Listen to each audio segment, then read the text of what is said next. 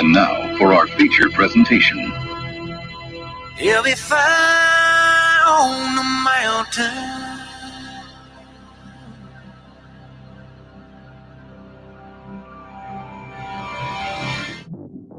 JB and Darren on the JB and Goldwater Show. Line drive right field, base hit. South Carolina wins the College World Series. Watson, touchdown! Hunter Renfrow. He got him, and it's all over. Coastal Carolina rules the roost. They win the championship. And South Carolina has won the national championship. Senegal baseball team has done it again, but this time the Bulldogs beat one of the top teams in the country. They are giant killers. Get the ball to Bennett. He does.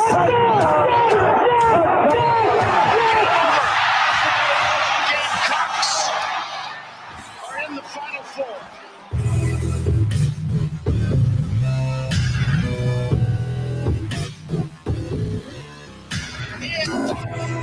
All right, greetings and a good Monday afternoon, and welcome aboard the JB and Goldwater Show, live, loud, and online, and driven by our friends and yours at Stokes Volkswagen. Find them at stokesvw.com. Find us on the JB and Goldwater app. You can download that. It is free in your phone. You can watch and listen to our program daily in its entirety. If you are watching to the right of the screen, that is me, JB. To the left, that is Darren Goldwater, and we're here until 2 o'clock this afternoon. And we have got a busy Monday, of course, recapping this weekend's brilliant PGA Championship out at Kiowa Island. We've got plenty of baseball to get to, plenty of football to get to as well. Across all social media platforms at JB and Goldwater individually. You can follow us as well at Sports Media JB and at Darren Goldwater. You can also send us a text if you'd like to, 843-321-8893, or any chat room that is at your disposal, YouTube, Facebook, Twitter, wherever. Pop us a note. Darren will pop it on the screen and make it a part of our conversation. You can always tweet to us, as many of you do every week around here as well. We do have Wes Mitchell at 12:30. We've got camp news to get to. We won't be on the air next Monday. It's Memorial Day. Darren and I will be enjoying it like all of you. And so once we get back from Memorial Day, the camp circuit will start in Columbia, and it is a heavy one. So we're going to get to that. We've got Scott Glaze at 1:05 this afternoon. Our second week of this new Monday afternoon series with Big Game Boomer, who's taken the social media world by storm with his lists and rankings. He's releasing pretty much daily now. We're going to talk to him today. We're going to get a little bit back into what we dabbled in last week. Williams-Brice Stadium versus Death Valley. How about that? We got other stuff to get to with him as well. And Collyn Taylor is going to join us in less than 10 minutes. He is on the way to Hoover, and the Gamecocks are the 7th seed against the 10th seeded Alabama Crimson Tide, and plenty of other baseball to get to. But Darren, as we get you in here, brother, it was a really magnificent weekend in golf in the low country of South Carolina. I thought Gene Sapikoff had a neat article out today, basically scoring this tournament, and he had him at 8 under par, which was 2 strokes better than Phil, who won this sucker, the oldest major champion in golf history. What a tournament overall. When we were talking with Scott and Meredith on the weekend, my biggest question was to Scott, and can Phil keep it up? Can he hang with the young guys, not just physically, because he's the oldest guy to ever win a major now, almost 51, but mentally, which has been a big part of his story well before this PGA Championship and leading up to this PGA Championship. And Scott said, had he not been out there watching him, this was Friday, he said the answer would have been no. But because he was out there watching him, he does think he has the ability to do it. That's part one. And part two, good job, Brooks Koepka. I think you played outstanding golf. You've also become villain 1A in PGA right now, because the comments afterward, you didn't want to talk about your knee coming in. You didn't want to answer any questions. Yeah, it was hurt. You've played hurt before, but it wasn't part of the storyline. Then you complain about your putting, even though you're in second place, and then you putt worse the final day, and then you complain about your knee. I've had enough. He went back. He had been rehabbing his image very, very, very well, and he just tumbled all the way back down that slope with the comments he made after the game or round. Yeah, there were some of them were interesting. I know he was asked about the crowd that rushed the 18th to follow Phil, and he said they didn't give a blank that he was out there. Of course, he's right. They didn't. Nobody did. They were rushing to follow Phil, not Koepka, down the course, and I doubt that thought went through many of their heads. So let me make sure that I don't get close to Brooks and don't bump into his knee. So yeah, so I didn't see a lot of it until this morning, to be honest with you. Just some of his comments, which I wasn't a fan of either. I don't know that it bothered me. It certainly doesn't take away from the tournament in any way, shape, or form, in my opinion. I'm not going to get too caught in all of that. I was more caught up in the fact that Phil Mickelson won this thing. It was still hard to wake up and believe it. He was like 100-1, 200-1 odds in some places to win the PGA Championship. He's done it, and he's heard from Jack and Tiger and all these guys, both publicly and privately, of course. And now the question with Phil Mickelson is can he win more? I think the answer is yes. I think he can. Do we expect him to be consistent? I think Scott will probably have a better idea than I do, or whomever coming up here in just a little while. I don't think he can be consistent. I think he's pretty similar to Tiger. But Darren, he proved he can win. If you can win at that tournament this weekend with everything that was involved, the wind, the conditions, and they were changing throughout the weekend, you could probably pretty much win anywhere. It's the longest course in tournament history. It's inspirational what Phil did. And not just because he did it, but then what he said afterwards, how he wasn't in a good spot, but how if you work harder and if you still have those goals, you can still go out and get those goals. And if anyone has a similar, I guess, life pattern, use him as an example that if you do put the work in, you may have to work harder than you did before, and you may have to work harder than some other guys out there, but it is possible. And he said that, I think they weren't his exact words, but paraphrasing what he said after the round, he said, I may go on to win a couple more tournaments. I may get hot. I may also never win again. This could be the last time I ever win. It's possible. It really is. But it also goes to show, again, the 180 fills this inspirational story. And here's Koepka taken away from it. It just really bugged me. Craig's comment, I want to know if anyone was pulling for Koepka, and if so, how do you pull for that guy? I don't know. I'm sure there was. I mean, I know this. I was pulling for the final pairing on Saturday to be Brooks, Koepka, and Phil Mickelson, because I wanted to see big names in the final pairing on a Sunday here in the low country of a major tournament. I wanted to see them go at each other. And for the most part, they did. I mean, Oosthuizen was up in there and things like that. But I wanted to see that pairing. I know that certainly, and we got it. But I would venture a guess that, if those two are walking down the fairway, who's out there in Brooks's corner and who's in Phil's corner? Phil's had some interesting moments in his career as well. But I think everybody wanted to see that story, a 50-year-old guy win a major championship again. And this wasn't, Darren, this is the whole key to me. It wasn't a week where it was like, that course just didn't play like a major should play. The field stole it and, stole the scores. And, we're talking about everybody at 14, 15, 16 under par and things like that. Like, that's not what it was at all. I mean, it was the longest course, the conditions. I mean, the weather was beautiful, but the wind conditions, obviously, if you don't hit it in the fairway at the Ocean Course, we've all been out there. It is not good. And he weathered the storm on a Sunday afternoon. It was really a brilliant performance. I was actually up at Lenore Ryan. I was doing a Division II national lacrosse semifinal. So I was driving back. It was the highlight of my day. No offense to all the players in the great game. I woke up looking forward to my drive home to listen to Westwood One coverage, and they gave me everything I could have asked for. I mean, the way technology has changed the television game, it has also changed the game of how they broadcast golf on the radio. It was outstanding. But then when I got home, the first thing I did was, once we watched movies with Grayson, was turn on the highlights to see what it actually looked like, what the sounds, what the descriptions actually were. Blew my mind, man. It looked like it was awesome. Yeah, if you are watching or listening to our program, pat yourselves on the back if you were able to get out there and be at this event at any point in time during the week.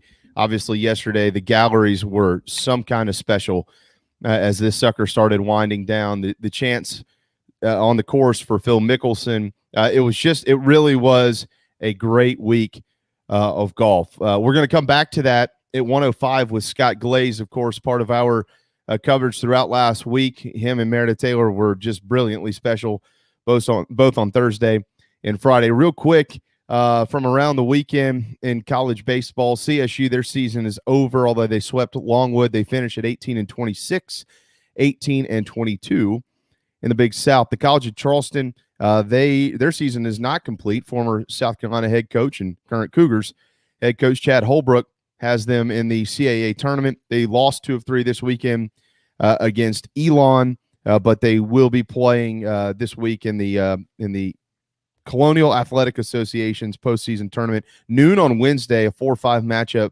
Charleston and Towson. The Citadel season is over, and it was a dreadful one. 12-39, 4-25 in the SoCon. I'm sure many of you have already seen what happened in that Game 3 against Western Carolina.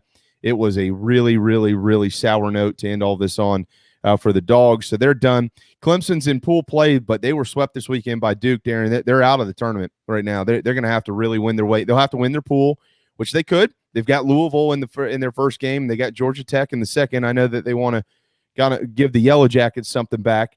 They're going to have to win their pool, and they might even have to win the ACC tournament. You know what? I'll go as far as saying that, Darren. I think that Clemson needs to win the ACC tournament. If not, get to the championship, right? And then you're kind of sitting the back on pins and needles and hoping. But yeah. They need a good run. It's not going to help getting swept by Duke again. Another sweep to end that year. It's not looking good.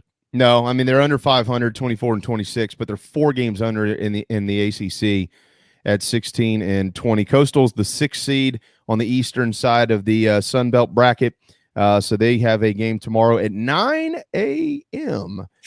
In Montgomery, Alabama. Wow. They also have a Wednesday, Thursday game. You've got Mark Calvey in South Alabama on Wednesday at 11, and then they'll take on Little Rock. No, they won't. No, that's it. Those are the only 2 games they'll play, Tuesday and Wednesday. For Coastal. And of course, South Carolina, and that's why we have Colin Taylor here at 12:12 on a Monday afternoon. They will be taking on the 10th seeded Alabama Crimson Tide in the SEC tournament tomorrow over in Hoover. He is headed that way. And Colin, as we bring you in here, it was a good weekend for Carolina. They almost scrambled to get it back against Tennessee on Saturday. But I thought, okay, well, if you're a higher seed, there's 2 teams that you probably don't want to see in the first round: Alabama in Alabama or LSU, who owns this tournament. And they drew the Tide at 2:00 Eastern tomorrow afternoon. So good afternoon, my friend. How you doing? I am absolutely fantastic. How are y'all? Are you on the road yet? Not yet. We got the bags packed by the door. I got my golf clubs in the car all ready to go just in case. We get to stay down there for a little bit, so leaving here probably within the next 45 minutes to head down to Hoover. It's a 7-10 matchup, game 2 tomorrow. Florida and Kentucky, the 6-11 will go at 10:30 a.m. These times that I'm giving here are Eastern times. The 8-9 is Georgia and LSU at 5:30, and then at 9 o'clock tomorrow night, Ole Miss and Auburn in the 5-12 matchup. But Colin, we all know how Hoover is. The times might be listed on a sheet of paper, but very rarely are they those exact times when they throw the first pitch. Matter of fact, I remember a year where Carolina didn't throw the first pitch till like 11 o'clock Eastern over in Hoover. I'm sure you remember that quite well. Very well. Yeah. When was it? Was that 3 years ago? 4 years ago? Yeah, that was Mark Kingston's first year. Okay. They did back-to-back years, actually. They did it in especially 18. I know that for a fact. And the worst part of 18 was for the late game, they have a run rule in place to make sure guys don't get out of there at 3 a.m. like we did. And LT Tolbert hit a grand slam in the bottom of the 7th inning or top of the 7th inning to keep the game alive and play 2 more innings in a game South Carolina ultimately lost. That was one of my, I remember that vividly in the upper press box there at the Hoover Met. Hoover. And this week it's going to be incredibly warm, just like it is here in the state of South Carolina. All right, so let me just ask you this right off the top. They lose the series to Tennessee. They're at 33-20, 16-14 in the SEC. Are they a national seed right now? Right now, I'd probably lean towards no. I think it took a dent against Tennessee dropping that series, but it didn't completely total the car, if that makes a lot of sense. I mean, there's still chances for them to fight back into it, but if the tournament field of 64 got announced today, my guess is South Carolina is traveling somewhere to an East Carolina or Charlotte to play in a regional. I would agree with that totally. Had they won on Saturday, Collyn, had they completed that comeback, where do you think they would stand? I think they'd be in the top 16 right now, going to Hoover, just because you look at it. If you win that game, you probably move up in the RPI instead of slide a little bit. They didn't slide a lot, but they slid a little bit. If you beat Tennessee, you move up. Your RPIs, you have a quality series win over a top 10 RPI team. Your strength of schedule, it's 2 right now. It probably stays at 2. And the metrics look really good with 17 and 13 in the SEC. So if they had won, I probably think they're going to Hoover on the 6, as the 13, 14, 15, or 16 seed, somewhere in there. But they didn't, and now they got to kind of fight their way back into that conversation. Yeah, and I asked that question so people can understand kind of where they stand here, because I'm with you. I think at this point in time, they're a 2 seed on the outside looking in, but they might be the one, like the first team looking in. They might be what we would consider like the 17 seed potentially. So kind of 2 parts to this conversation here. One is, in your humble but very valued and honest opinion, what do they need to do in Hoover to get to a 1 line? That's part one. Yeah, they got to win. They got to win as many games as possible. Yeah, I mean, I hate to be as cliche, but beating Alabama is the first step. I think if you win at least 1 game, you're feeling good. And obviously that depends. This stuff doesn't happen in a vacuum. There are other teams playing, and if the other teams stink it up and South Carolina wins a game or 2 in Hoover, they look better to the committee because they won a couple games at Hoover and the rest of the team stunk the field, and vice versa. If South Carolina goes down there and loses, first game to Alabama, the other team's going to run, then obviously South Carolina kind of gets jumped by some of the teams that go on runs. So you got to beat Alabama, and I think if you beat Alabama, you feel pretty good about your chances. But a win over Alabama and a win over Tennessee or Florida or Mississippi State of that upper half of the bracket goes a long, long way. So 1 win is really good. 2 wins probably cement you as a host. Yeah, if they beat Alabama, I'm looking at the bracket here, they'll play again at 2:00 on Wednesday, and as you mentioned, it would be against the 2 seed Tennessee.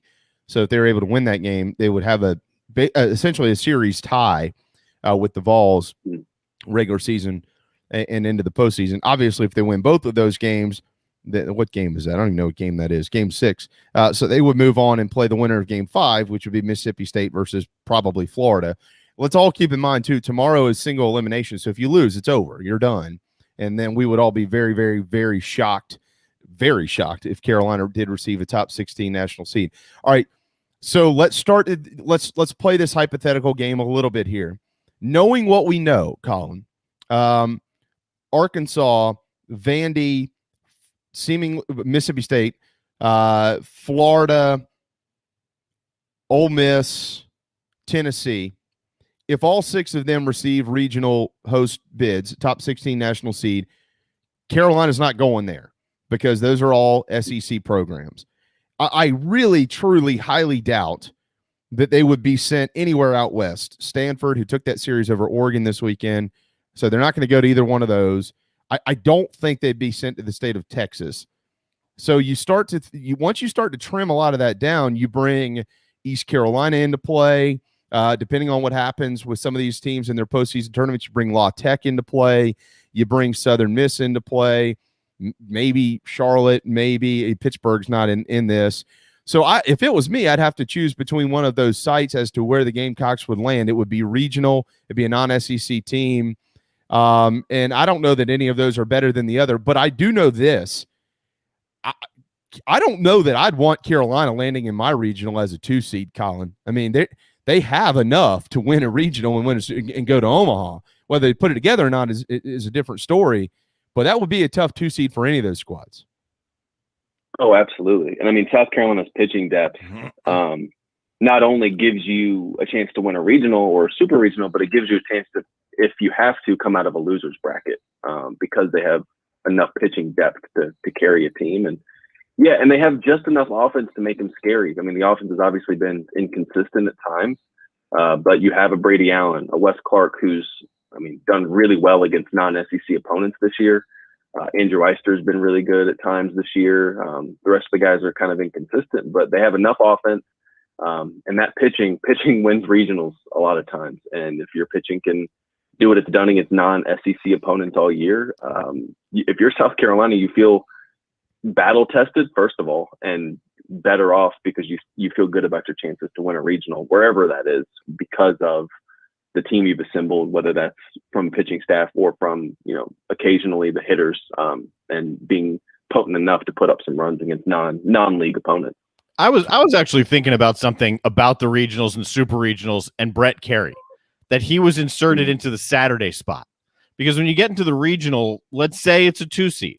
So let's say you win that game. Then you've got the number 1 seed who may or may not have thrown their ace on their opener and Brett Carey going there. Was this all the way in the foresight when the original move was made? Is it possible?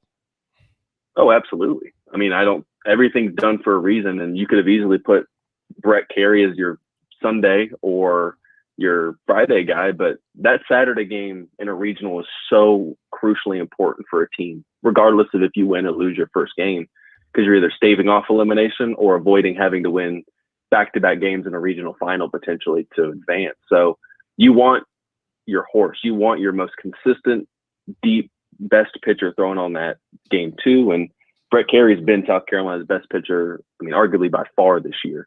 And so, yeah, I think that was absolutely coordinated, and it gives South Carolina, you have to go up against Brandon Jordan, who's been really good at times this year. And then, oh, by the way, if South Carolina wins, they're throwing arguably a top 3 reliever, especially in the SEC, but one of the top maybe 10 pitchers in the entire conference in day 2. Collyn Taylor, Gamecock Central, 12:22 on a Monday afternoon here on the JB and Goldwater show. All right, so speaking of pitching, I know that Mark's going to meet with the media. I think it's 7:00 tonight because he'll be in Hoover, and they're working out on the field today. Who do you anticipate them throwing tomorrow? Would it be CJ Wines, who got the start the last couple of Tuesdays? That would be my guess if I'm putting some money on, or if I'm guessing. It'd be CJ, just because he's had a week's rest and he's kind of fresh and ready to go. And he's pitched well the last 2 weekends. And then you kind of go from there. But your 2 guys that are both back into your bullpen guys that you want as back end guys, and Julian Bosnick or Will Sanders, who both pitched recently, more recently than Wines has. Well, that was kind of where I was. Actually, somebody brought this to my attention this morning. They said, well, what about Bosnick? Obviously he was a starter, so was Will Sanders. So both of them have started. It's a good / bad problem to have. I think the Mahoney injury right now is where we're seeing this really go, oh man, that kind of stinks. But you've got Carey, you've got Farr, you've got Jordan.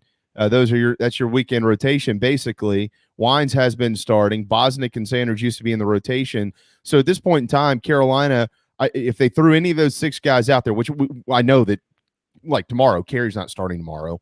Farr's not starting tomorrow. Jordan's not starting tomorrow. But any of these guys in the postseason, they can start, and they have started. So that's good. But at the same time, Collyn, if you have to start a Bosnick or a Sanders, it's bad because, as you mentioned, with Carey in the rotation, it takes away from the back end. Right, and you need those 2 guys. Both of those guys have been really good bullpen pieces. Bosnick especially, he was elite against Tennessee on Friday night. So you want someone like that at the back end. And John Gilreath's been good in middle relief.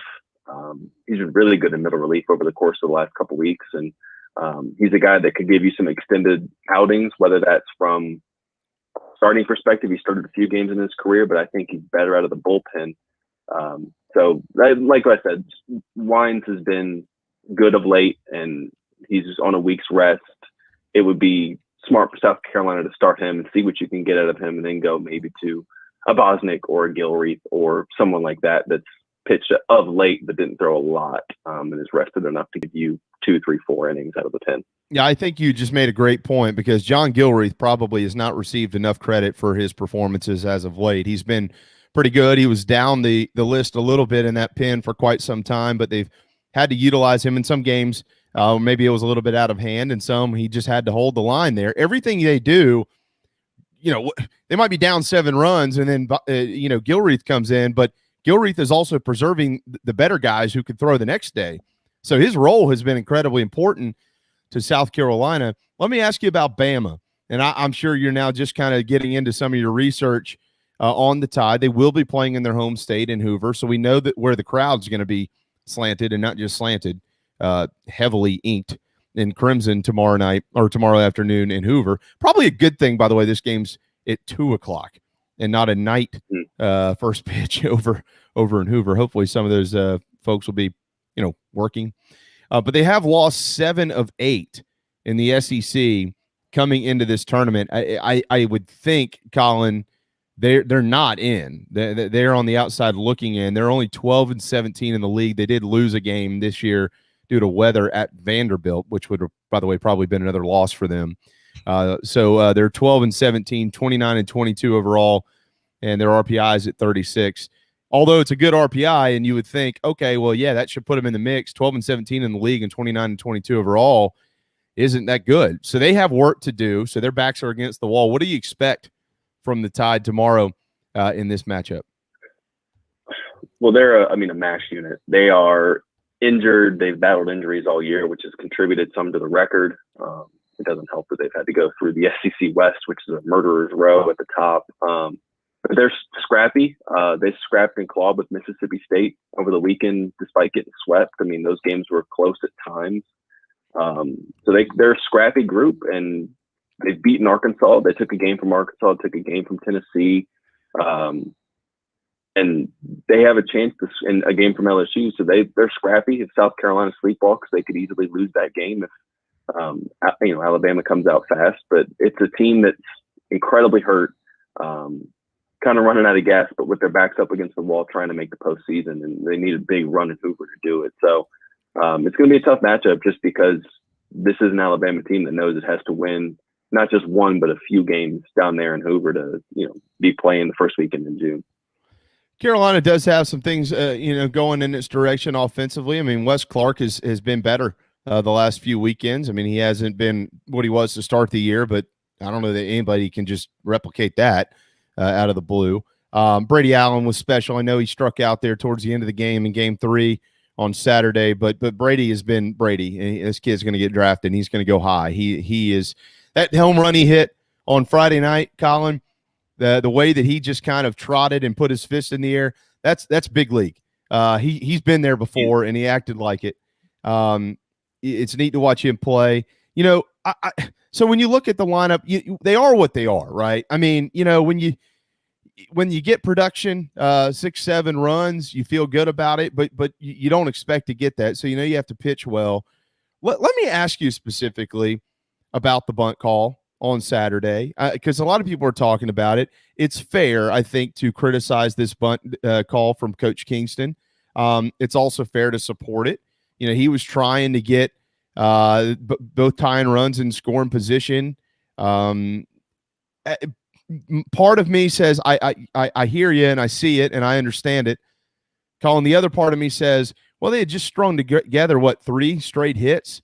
There was a lot of energy in that ballpark. There was a lot of momentum. They were seeing it well. We all know that this team is very streaky. When 1 or 2 get a couple big knocks, the rest of them seemingly come through. So what was your thought on that decision to try to bunt Wimmer there late in the game? The Wimmer bunt was a little bit more curious to me than the one in the 9th. I was okay with not bunting in the 9th, and I was a little wary about the bunt in the 8th. You had all the momentum. Tennessee's pitcher was on the ropes. You were hitting him well, and I get not wanting to hit into a double play there, but to go out and swing away was probably the best option there. Now, again, I don't have the splits in front of me and all that stuff that the coaching staff has, but that it felt like the momentum went out of the room a little bit there, just because the pitcher was able to get that first out. And then you get the RBI ground out, but then get an out after that. And the inning ends kind of not with a whimper, but just not as prolific as you want it. So that was the more interesting one to me. But yeah, I'm all for swinging away in the ninth inning there and giving a fifth-year senior and your two best hitters ready to go and options there. In the ninth, I agree. I absolutely agree. There's no way I would have bunted there. There was too many ways to get the runner over and then too many ways to get him in. I'm with you on that. I was, generally I'm not a criticize the coach guy about anything, and I think Mark Kingston has done a remarkable job. I just thought that at that moment in the eighth, when he elected to do that with Wimmer up there, again, as you said, I don't know what the numbers say, but sometimes when you manage, you got to go with your gut. Ray Tanner, and it's hard to compare people to Ray Tanner. I get it. But one of the great things that he always did, and this team doesn't have this, he knew when to pull certain strings off the bench. And sometimes they didn't work out, but a lot of the times they did. You get a big knock up there, a big yard, something that leaves a yard or whatever. I'm not saying that this team has that, and I'm not saying that Mark should have pinch hit it in lieu of looking for a home run. That's not what I'm saying. I'm just talking about having that gut feeling at that point in time, and mine said, let him hit, and let's see what happens here. They didn't, and they did lose the series to an incredibly talented baseball team in Tennessee, who you might very well see in Omaha, just so everybody knows. Final question before we let you gas up and get on the road. By the way, gas is expensive, so hopefully Shoemaker is going to give you some gas money on this trip. Yeah, we'll get some mileage. Okay, all right. Well, that's good. Yeah. Do you think the committee is this is a hard question to answer because Carolina's resume we know is really good. They've played basically the toughest schedule in the country. Collyn, let's consider a couple things here. Had they not picked up the Texas series and they would have scheduled a North Carolina A&T or somebody like that, they'd be sitting here today at 36-17, 16-14 in the league, more than likely a lock to host a regional. So I'm not blaming the Texas series, but they also picked that Texas series up and lost all three games. But they still have a really, really, really good resume. Some would call it top 16. There are also 6 other teams in this league that more than likely are going to host regionals. So I asked this question after I fumbled over my words for 5 minutes. Do you think the committee is looking for a reason to put the Gamecocks in, or do you think they're looking for a reason to keep them out? That is a good question. I think the metrics say put them in. I think they're looking, and it's not in a bad way they're looking for a reason to keep them out, but it would be a lot easier if South Carolina had these metrics and was 36-17, like you said, they'd be a lock. But it's weird that all the metrics are great, but they just, compared to the other SEC teams, they're not 17 games above 500. They're 13, or right. It's a little bit different. So yeah, it's just a weird resume because they've only beaten one of the teams that they took a series from one of the 6 teams ranked ahead of them and then beat all of the 4 teams seeded below them that they played this year. So it's just a very, very odd resume if you're South Carolina. From the record, it's really what the committee values. Do they value overall record, or do they value the RPI and the strength of schedule and your quad 1, quad 2 wins instead of, being 13 over 500 and 2 over 500 in the league? And I'll give you an interesting twist to this. A metric that's hurting Carolina right now, it wouldn't affect their win-loss total, but Clemson getting swept by Duke sucks for South Carolina. Yeah. Because it dropped them out of the top 50. That would have given them 2 more wins, quad 1, which would have given them 13 versus the 11 that they have. And it's weird, like that. Oddly enough, Mercer's a good series win for him now. Mercer's 53 in the RPI, ahead of Clemson. So just a weird year. And if you're a South Carolina fan listening, you want the teams that South Carolina has beaten to play well. And that means Clemson going on a run in the ACC tournament.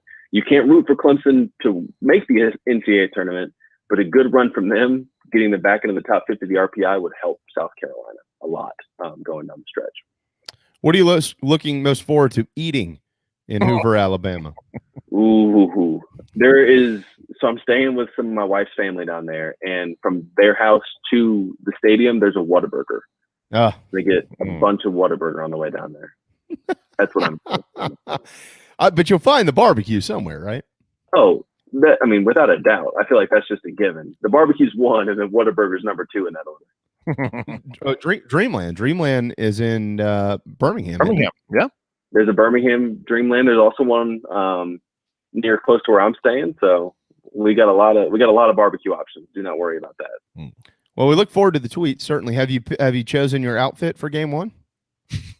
Not yet. Okay. I'm sure we'll get the outfit. The equipment staff will get together and choose it for me over the course of the next 24 hours. We'll figure it out. Lay them all out there. You get to the hotel. You got your locker set up in the closet. Yeah, the equipment staff's got to show up a couple hours before, get everything set up, and then I come in and wear whatever she wants me to wear. Well, hopefully it's shorts because it's not cold in Birmingham in May. You know that, right? No, nowhere close. Yeah, the first SEC tournament I covered, I actually showed up in khakis and a long sleeve shirt thinking it was some formal event and regretted every minute of it. Yeah, I can only imagine. Yeah, you need a fan and the water mister and the whole 9 yards down there. It's certainly going to be warm, but maybe Carolina gets warm as well tomorrow against Bama, 2:00 first pitch on the SEC network. Of course, on the Leaderfield IMG Sports Network, Derek Scott and Tommy Moody will have that call with coverage beginning at 1:45 in the afternoon Eastern time. Collyn, safe travels to the Yellowhammer State. I hope that this tournament is much more fun to cover for South Carolina than many in the past. Generally, it's not a good trip for Gamecock baseball, but this year, if they make it a good trip, the following weekend, they'll probably be playing at Founders Park, and I think everybody wants that to happen. So have a safe one, have a great one, and thank you so much for your time, my friend. Absolutely. I always appreciate you. I appreciate you guys having me on. Later. You got it. There you go. Collyn Taylor on Twitter at Collyn Taylor with 2 L's and a Y, of course, with Gamecock Central. Speaking of Gamecock Central, we have one of his colleagues, another very handsome gentleman, Wes Mitchell, joining us next right here on the JB and Goldwater Show, driven by Stokes Volkswagen. This is Mike Mazzell for Stokes Volkswagen on Ashley Phosphate Road with exciting news. It's springtime and we're playing ball. Most dealerships don't have any inventory, but at Stokes Volkswagen we do. So we're playing ball on every new Volkswagen in stock. Every new Volkswagen available with 0 down. Qualified buyers can sign and drive with interest-free financing for 60 months. Remember, Stokes Volkswagen on Ashley Phosphate Road is the fastest, easiest way to sell your car and get the most money for your trade. Plus, we'll take any trade in any condition, paid off or not. Is your credit in a slump? Strike 2! If you've got $500 down and you make at least $2,000 per month, our lenders can get you approved. So if you want to strike out, that's okay. But if you want to hit a home run and save on a new Volkswagen, come see us today at Stokes Volkswagen on Ashley Phosphate Road or StokesVW.com. $1,666 per month per $1,000 borrowed for 60 months at 0% APR with 0 down. Plus tax tag. Includes $499.50 administration fee. Subject to VCI credit approval. Expires month end. Peace and love at Stokes VW.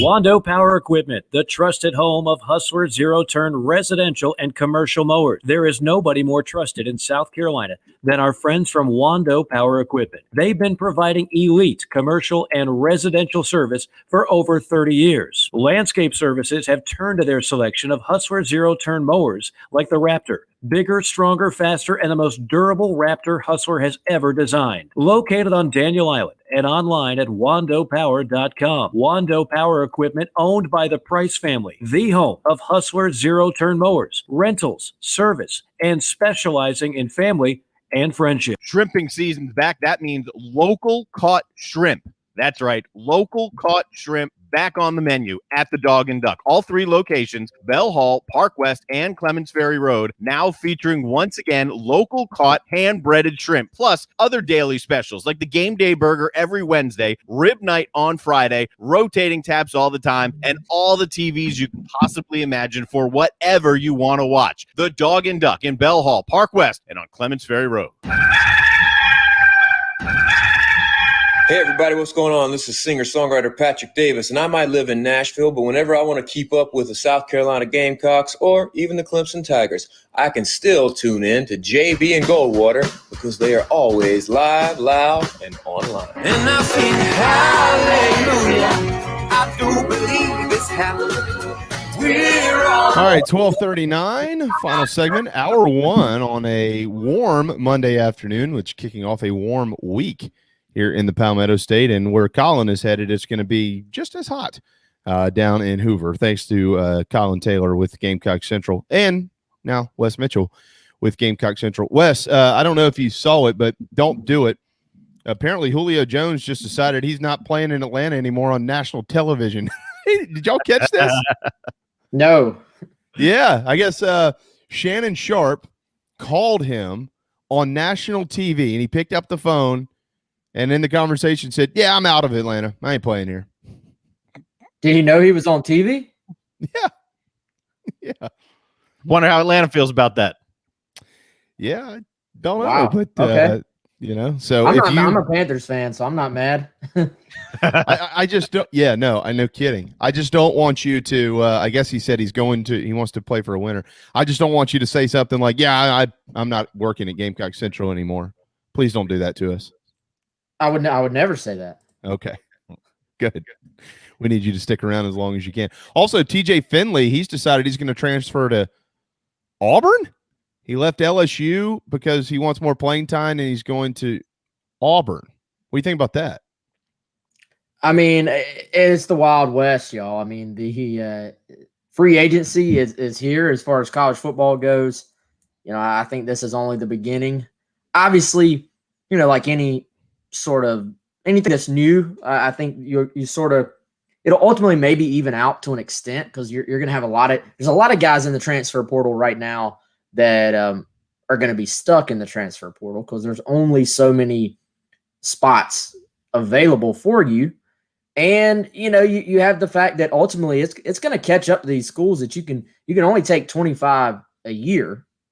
And if you take a guy in the transfer portal, it counts towards your 25. So your numbers can actually get really screwed up if you take too many transfers for too many years in a row. So some of this will even out, I think. But hey, at the same time, right now, for these top guys or former top recruits, they're obviously transferring within conference, and particularly with quarterbacks. Though I don't see the quarterback market really ever slowing down because you come in, maybe wait a year or two. In his case, if you come in and there's another guy in your class, which is his case, another highly recruited guy, in Max Johnson, then yeah, you always sort of know, hey, one of these guys is probably going to transfer out. You maybe don't anticipate it from the school standpoint being just 1 year in, but certainly your situations like a Dylan Thompson and a Connor Shaw, where one guy just sticks it out and hangs in there and waits his turn. Those are going to be, I think, even less common as we move forward. I would totally agree with that. And also the difference in this TJ Finley news is, Wes, I mean, it was just, about a year or two ago. Okay, you're going to leave LSU and transfer, though. That's not shocking. Those things happen, but you're not transferring to a rival in the same division, in the same league without sitting out for a little while. But now, have at it, pal. Go do what you want. So they'll see him next year on the schedule. Yeah, I think it's going to be more and more common. I mean, as fans, I think you have to sort of just accept it at this point. I mean, we've seen it with South Carolina and Clemson. We've seen South Carolina take guys that played at Clemson before. So I don't know how common that's going to be, but it's at least a possibility, and certainly the chances of seeing guys within your own conference, I think those chances will continue to grow. At least, as I said before, this thing maybe evens out a little bit. But the top guys, if you're a top guy and you're not happy for whatever reason, wherever you're at, there's always going to be a market for you. And I think it's going to be very hard to regulate contact as well, because certainly coaches aren't allowed to contact guys that are at other schools, but there's also ways to do that. All these kids know each other these days. All of them have been going to the same camps throughout their high school careers. And, so it's a whole new world, I think, as far as the transfer market goes. You mentioned camps. This is the last time we'll talk to you in the month of May. I don't know about you, but Darren and I will not be working next Monday on Memorial Day. So we'll have to catch up with you when June rolls around, which is when Carolina is going to be hosting a lot of kids in Columbia. They have all types of camps. I can't even keep up with them, but that's why we have you here. So let's just start with next week. What do things start to look like on campus in Columbia for Gamecock football, trying to get as many visitors as they can to town? Yeah, so Monday is the 31st, and then Tuesday is June 1st. So that's when June 1st will be the very first day by NCAA rule that you'll be able to have kids on your campus, for unofficial visits, for official visits, first time in 15 months. So I think, you can kind of break this month down into several categories. One will be just your regular, traditional, run-of-the-mill unofficial visits. South Carolina already has some kids that are scheduled to be in on that June 1st date. They'll go through the tour of the ops building, see all the facilities, see what South Carolina has to offer, just like they always have until this past season. Then starting, I believe, June 3rd, there's 10 days that involve camps throughout the month of June. That's the limit the NCAA puts on it. You can only have 10 during the summer. So there'll be 10 true camp days. Some of those are just regular old one-day camps. Some of them are O-line versus D-line camps. Some of them are 7-on-7 passing camps, which is more of like, for example, an actual high school will bring their team and compete against other high schools in 7-on-7 camps. So the O-line, D-line days and the 7-on-7 camps are actually going on concurrently so that you can have it makes sense. 7-on-7 is just skill players. So if a team wants to bring everybody in, their O-line and D-line can compete at the O-line, D-line portion of the camp, while the rest of them are competing in the skills tournament. And there'll be an actual, a winner. Like somebody will go home as the champion of the entire day on these 7-on-7 tournaments. So you got that going on. Then on top of all that, you'll have some official visitors coming in. Generally, those will be on the weekends, but with so many kids trying to jam in as many of their 5 as possible in the month of June, you actually will have some of those during the week as well. So, if you're Jessica Jackson, if you're Taylor Edwards, Drew Hickson, if you're on the recruiting staff over there, enjoy your next week, because you are going to be slammed for a solid month in June. So it's 10 days, you said, that you can host camps, right? It's not 10 camps. Right. So you can, that's why you do, you do the O-line, D-line camp the same as the 7-on-7. Well, and it makes sense logistically as well, because you want as many top players in as possible. So let's say, example, let's say Camden is going to compete at the 7-on-7. They have Xavier McLeod, big time defensive line prospect. You want them to bring him into town as well, so that you can get him on your campus too. So they do O-line, D-line at the same time as they do the 7-on-7. So any team that brings their full bunch will have something to do that day. And I think they have 4 days of, generally, I don't know if they've done that many days before. I think they have 4 days, if I'm reading that calendar right, that are 7-on-7 and O-line, D-line days. And then the regular camps is every single position as well.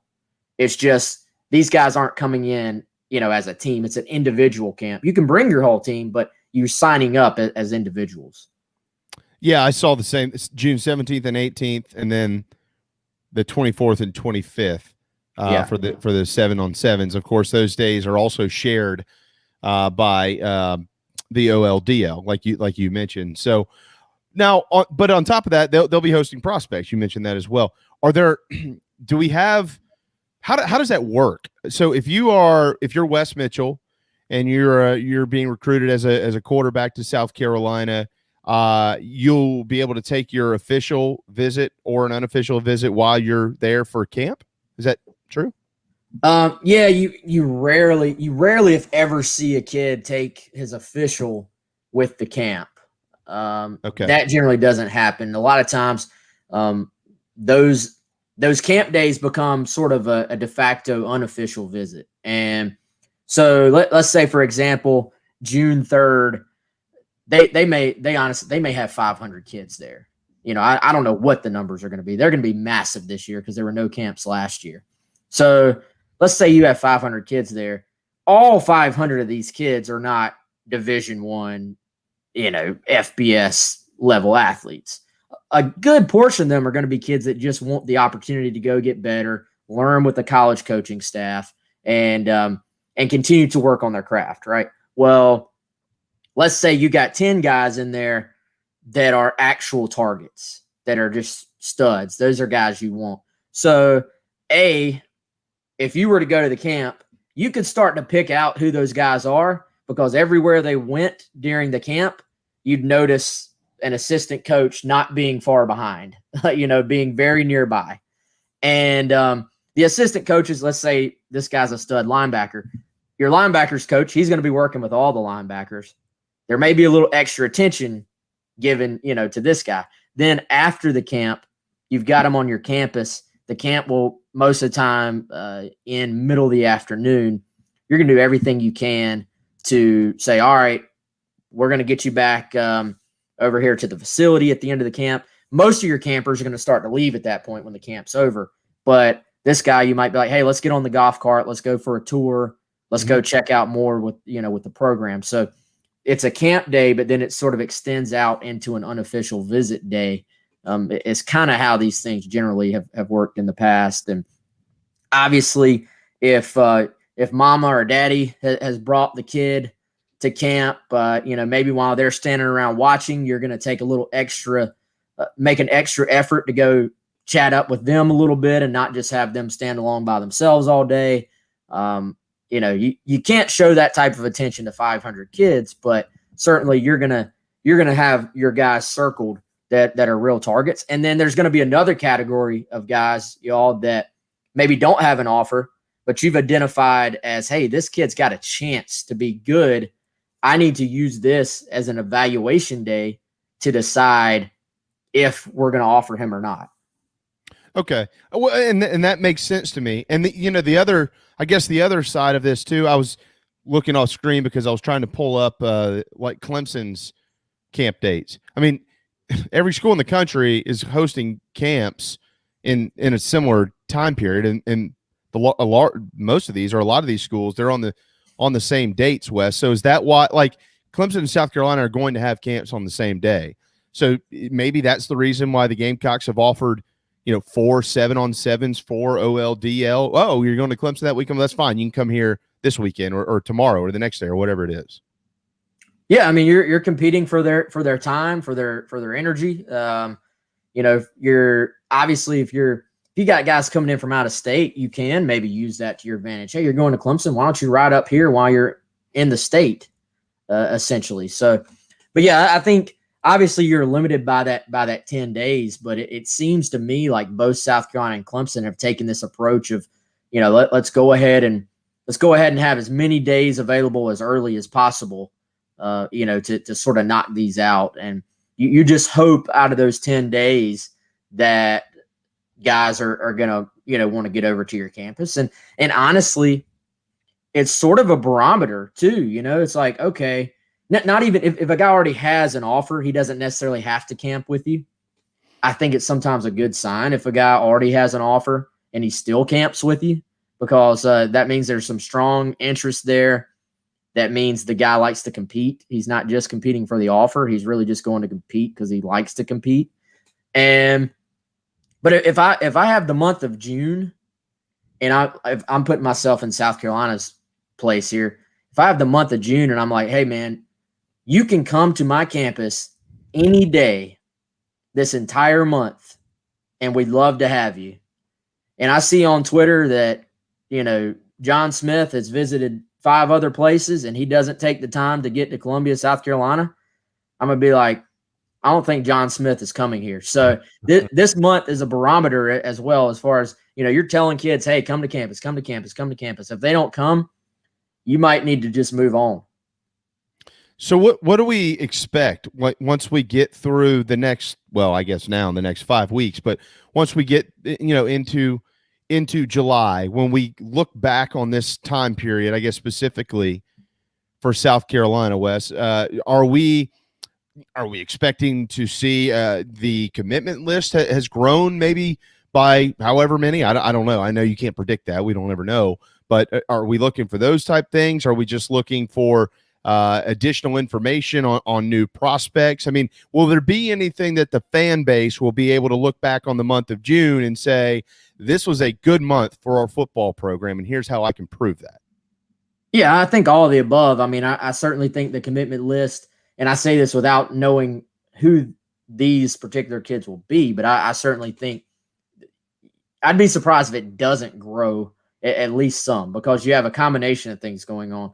One, you're probably going to have some guys that would love to have a South Carolina offer that come to camp, show out, and leave with an offer and say, I'm not waiting around. I'm taking advantage of this right now. So you'll have guys in that category.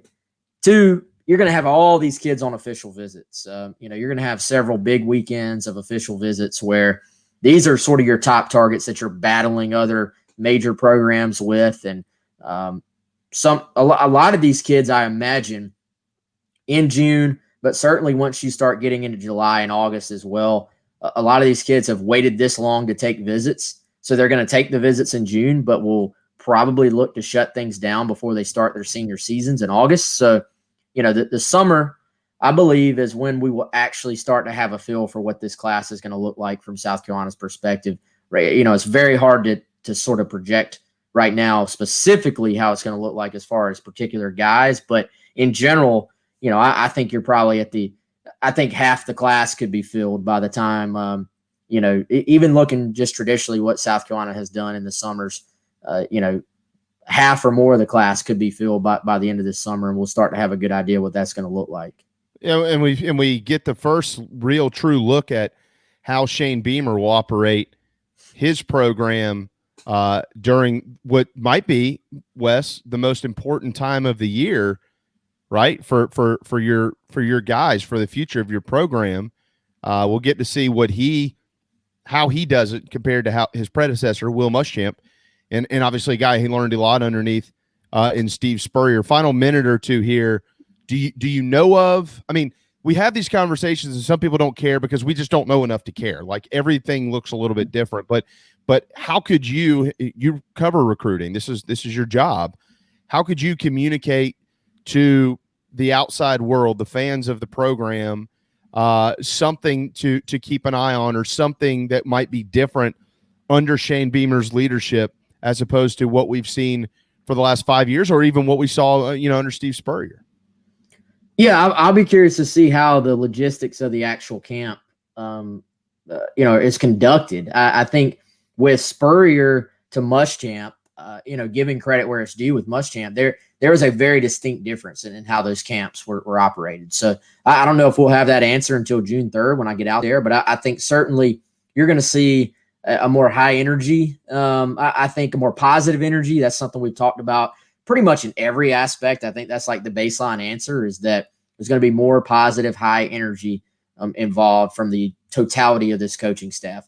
I'll be curious to see there's all types of little tweaks you can involve in an official visit, in an unofficial visit. What do you place the most emphasis on?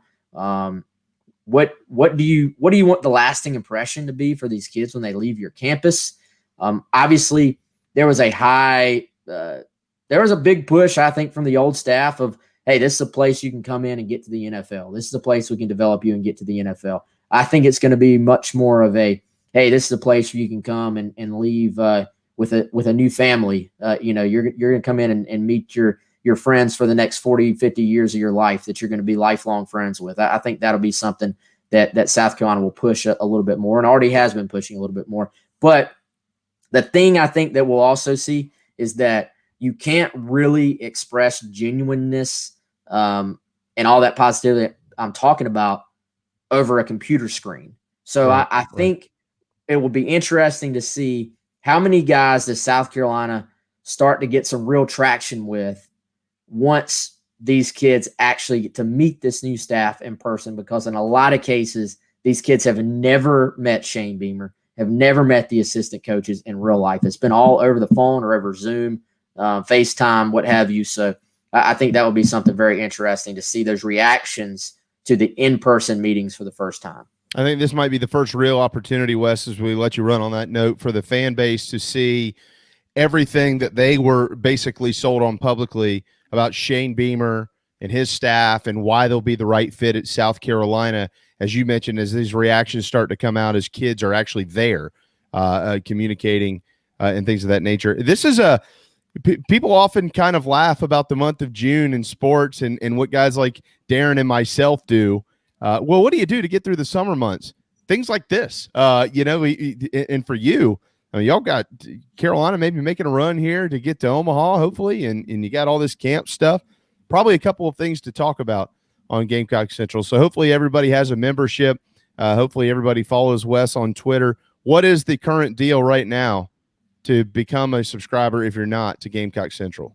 Yeah, you can get in 50% off for your first year using promo code Gamecocks. And I'll be honest, y'all, this will probably be the busiest month that we've had at Gamecock Central probably in over a year. So it's going to be absolutely slammed. If you're a recruiting person or if you're just interested in sort of getting into the recruiting side, maybe you haven't been a recruiting person, this will be a great time to sort of dive in because there's going to be a ton of new stuff on Gamecock Central. Looking forward to it, man. I really appreciate your time. I hope that this week is kind to you. I hope you're rested up, and I hope you have a great Memorial Day because after that, you'll be on the clock 24/7 for 30 days. Yeah, I'm going to sit on the beach for about 6 days, and then I'll be back refreshed and ready to roll. Perfect. Thank you, Wes. Hey, have a great vacation, man. Thanks, guys. Y'all have a good one. Yes, Later. sir. There you go, Wes Mitchell. Go Braves, Darren. Go Braves. Go Braves. That's right. Notice how he dips out. He says that and just runs away and hides. yeah. That's the world these days. All right, let's hit a timeout. The national anthem up next, and then Scott Glaze. He will recap for us the 2021 PGA Championship on Kiowa right here on the JB and Goldwater Show, driven by Stokes Volkswagen. Mike Morgan here for Gamecock Traditions. Baseball is going strong. You'll want to look sharp when you cheer on your Gamecocks. Under Armour, New Era, sideline hats, all with interlocking SC Baseball logo. 18 styles of $10 tees exclusively at Gamecock Traditions. Get on that email list by going to the bottom of the page, enter your email, and always be the first to know about new items as they arrive. You can also add a little Gamecock flair with house signs, garden flags, interior and yard decorations, only at one place, Gamecock Traditions. At Patriots Point Naval and Maritime Museum, families walk in the footsteps of our nation's heroes, the brave ones who risked their lives to defend our way of life. Home to the aircraft carrier USS Yorktown, USS Laffey, and the USS Clamagore, there's more than 1 million square feet of exhibit space to roam. White Glove certified, we have several new health safety measures in place to enhance the visitor experience. Come for the day and leave feeling inspired. One of the most impressive museums in the country, located right here in Mount Pleasant. Visit patriotspoint.org for more. We'll see you soon. Bourbon and whiskey drinkers of Charleston, Paddock and Whiskey on James Island and the Terrace Shopping Center on Maybank is your home for the finest and rarest bourbon and whiskey drinks in the Lowcountry. This is where I hang out. Go meet my friends Reed and Chris and try one of their exclusive barrel pick bourbons. They have the largest private barrel collection in the state and let their knowledgeable staff recommend your next pour. PaddockandWhiskey.com. Let not your heart be troubled. Paddock and Whiskey is here for your next double. We're all friends around here. Paddock and Whiskey, proud partners of the JB and Goldwater Show. This is Scott Glaze, head golf professional at the Links at Stono Ferry, located on the outskirts of Charleston, South Carolina. I'm inviting you to tee it up on one of the most scenic and challenging courses in the Lowcountry. Our back nine is highlighted with 3 holes that border the Intercoastal Waterway. Visit stonoferrygolf.com to book tee times and discover all that Stono Ferry has to offer. The Links at Stono Ferry is a former South Carolina Golf Course of the Year and is also home to the College of Charleston men's and women's golf teams.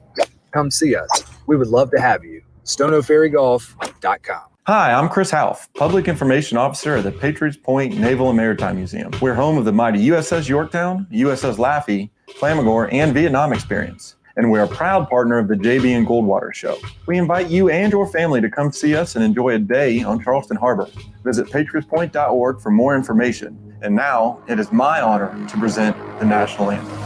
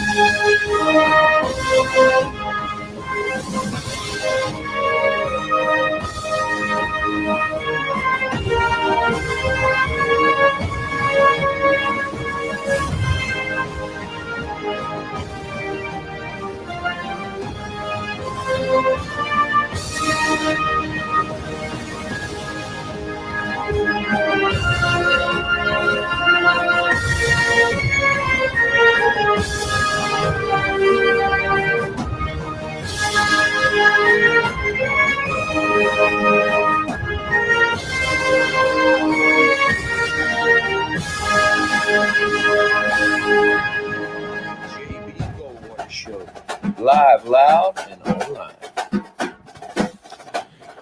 Final hour on this Monday afternoon. Welcome back. The JB and Goldwater Show, driven by Stokes Volkswagen. It's also Power Hour, powered by our friends at Wando Power Equipment. If you want your lawn or your property to look like that at the Ocean Course, you'll want to go to wandopower.com, the home of the Hustler Zero Turn Mower. It is some kind of sweet, kind of like Bryson DeChambeau. You can get the bigger, stronger, faster Hustler Zero Turn. Just, again, Wando Power Equipment on Daniel Island, also wandopower.com. You can rent anything as well. Maybe you need to rent an aerator. Maybe you need to rent a mower or a trailer or a stump grinder. Hey, maybe you got an old stump somewhere on the property and you need to get rid of it. Wando Power Equipment. The Price family has owned it for over 30 years, and they have been servicing not just the Low Country, but literally the entire state. If you buy it there, they'll take care of it there. You can also get financing. Most importantly, they are like true friends. Polk and Harrison are just great dudes, man. So tell them we said hello. Folks coming from Santee, from Bowman, from Bluffton, you name it. They're coming from everywhere, not just Charleston, at Wando Power Equipment. All right, we are headed to Hollywood. That is the original Hollywood. Stono Ferry Golf Club. That is the golf pro, Scott Glaze, whom for the last few days has been elite in his coverage of the 2021 PGA Championship with us here on the JB and Goldwater Show. He's also had other obligations out there in the media world, and he's been as good as he always is. And hopefully today he's getting a little bit of rest. What's up, brother? What's going on, guys? What a week, what a weekend. Yeah, you're right. I'm a little worn out after last weekend.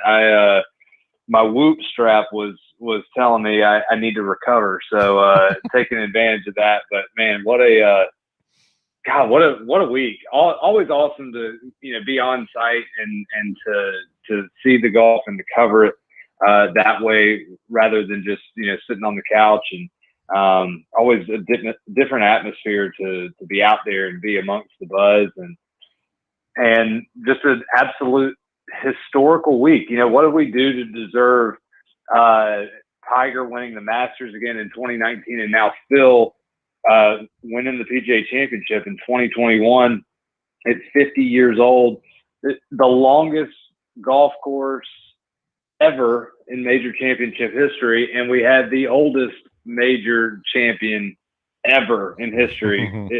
It's bizarre. We've had the first major championship was the 1860 Open Championship.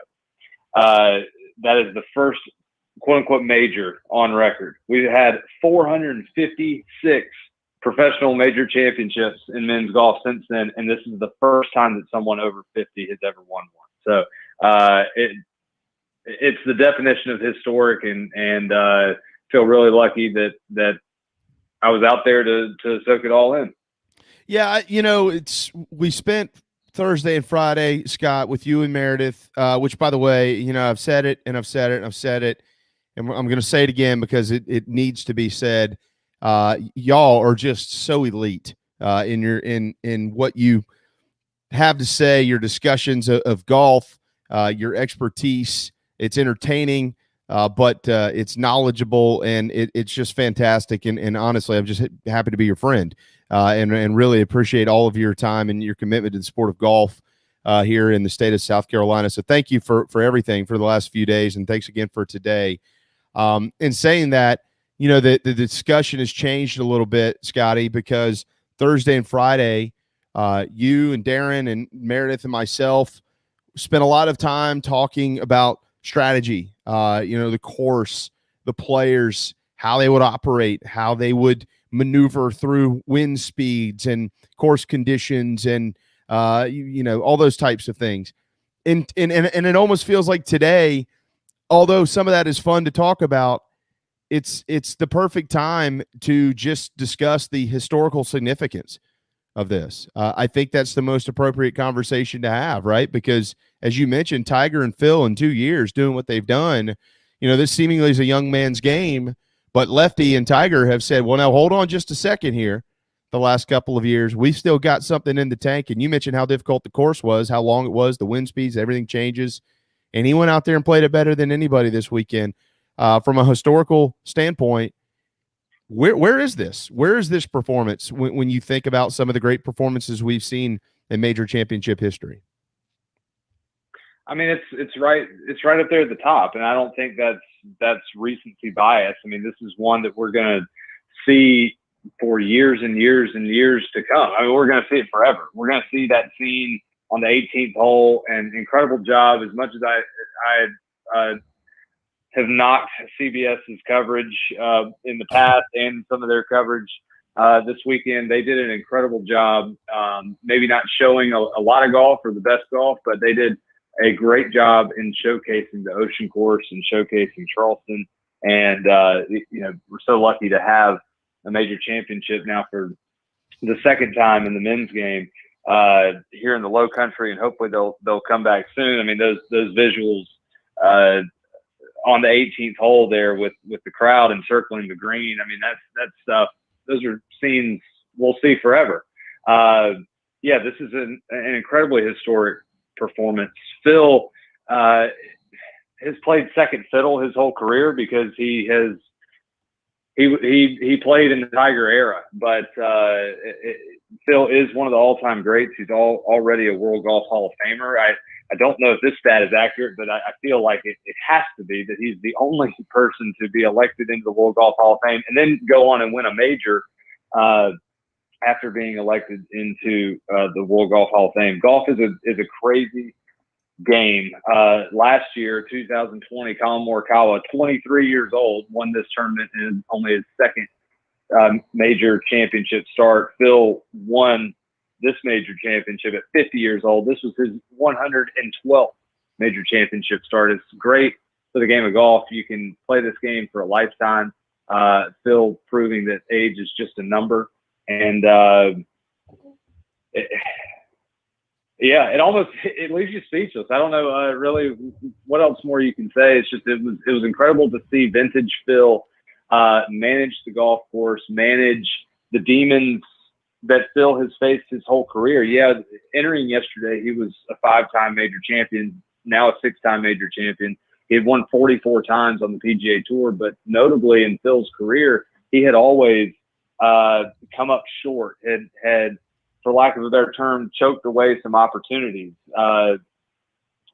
We vividly remember when he was on the tee on the 18th hole at Wingfoot with a chance to win the U.S. Open and famously made double bogey to lose. He had many opportunities squandered over the course of his career. Later in his career, was able to then tally those 5 major championships, and now just aging like a fine wine. And at 50 years old, almost 51, he's less than a month away from being 51, and was able to beat the best in the game. The PGA Championship is the deepest field in golf in the major championships because it is all professional. There are no amateurs. There were 156 professionals there to start the week last week, and Phil put on an absolute display. He was able to manage the golf course beautifully, put on a short game clinic. I mean, no one better, maybe ever, in the history of the game with a wedge in his hand. And we saw that time in and time out. Meredith and I had talked about that earlier in the week of how you're going to have to hit those shots and be able to save pars, be able to take advantage of being able to make birdies on par 5s with those touchy wedge shots. And Phil was able to do that. And then lastly, in terms of historic performances, shout out to the Kiawah Island Resort, shout out to the Ocean Course, Jeff Stone, the superintendent. Those guys have put in a lot of work. The golf course really shined this week. We had a 6 under par score to win, and that was really, we were forecasting that the wind was going to be really tough all week. It was on Friday. It was tough yesterday, especially down the stretch on the back nine for these guys, but it did not play conditions-wise as difficult as I think Meredith and I had expected it to. But it just shows the difficult nature of the Ocean Course and the way the golf course was set up. And it was a fair test. It was a fun test. Even Padraig Harrington said afterwards that this was, in his opinion, the best setup for a major championship that he had ever played in. It was not unfair. It was going to challenge you, and it made it extremely competitive. So now the Ocean Course, and its, I guess you could say, brief history of about 30 years, has hosted maybe the most famous Ryder Cup ever in 1991, which really heightened the popularity of that event to what it is today. They had almost a coming out party for Rory McIlroy in 2012, becoming the youngest PGA champion ever, and to set the scoring mark in terms of margin of victory. And now this monumental win for Phil Mickelson at 50 years old. So we need to see more events at the Ocean Course, I believe. I think we'll have another PGA championship coming in probably another decade. It's looking like 2030, even though that's not formally announced yet, that they'll have another crack at it. And then hopefully down the line, another Ryder Cup. And Kiowa Island deserves that. I think Charleston deserves that. And especially after this week, the golf world's going to be itching to come back to the Low Country and to the Ocean Course. We talk about stats with you all the time. Driving stats, greens and regulation, shots gained. Phil wasn't around the top at all in any of them, except really driving distance. What does that tell you about this win and this performance?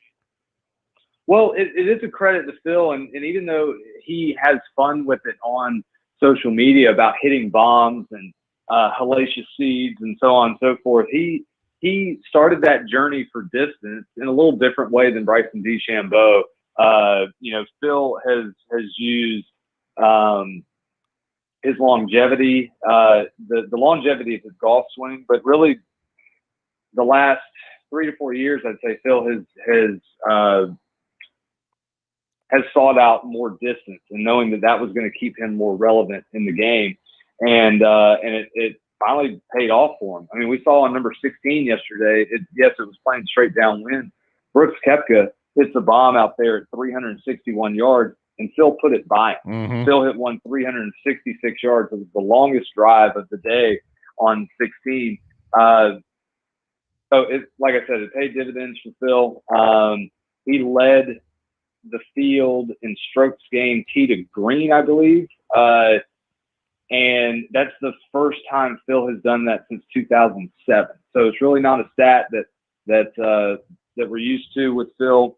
Another, speaking of stats, interesting stats, and we talked about it, you don't have to be a great putter in order to win at the Ocean Course. You have to battle the elements and battle the course setup, battle the wind. You don't have to be a phenomenal putter. Phil typically is a phenomenal putter. No one, I think, in the top 10 was better than about 24th or 25th in strokes gained putting. And in fact, Phil yesterday on the greens lost about a stroke on the green, strokes gained putting. So yeah, just there are plenty of ways to get it done in the game of golf. We see it whether it's Bryson DeChambeau, whether it's Rory McIlroy, whether it's somebody like Abraham Answer. I mean, he shot 65 yesterday to backdoor top 10 at the PGA Championship. The guy, I saw him in person for the first time this week. He might be 5 feet tall. I'm not quite sure, but